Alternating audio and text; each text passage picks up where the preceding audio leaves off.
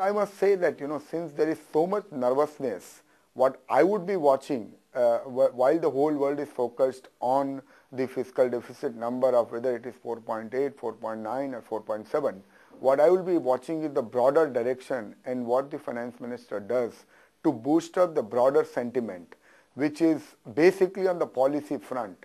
So do we have something to cheer on the retail, on the liberalization on the retail front?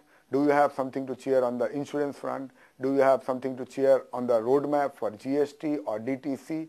Do we have some deep reforms on the agriculture sector which will address the longer term issue of inflation on the food prices? So those will be things which I'll be watching for, and I think that is what can give a boost to this market. Delivery on this front is what can make the delta or can make the surprise. But let me just tell you, the budget is very, very relevant from a direction point of view.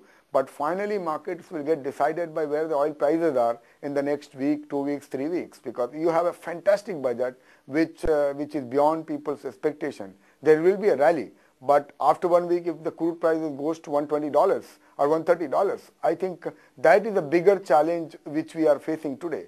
And is there any way which I can predict what is going to happen to Libya? I don't have any magic wand to predict that. The imperative thing eventually will be to pass on the oil prices. They have done that in the case of petrol, and eventually they will have to do it for diesel and other oil-related products. But can that be done when the inflation is 8-9%? And when you have 2 state elections coming up before May? I think this may not be done over the next 2-3 months. But post-May, if the oil prices remain elevated where they are, there is no option but to pass it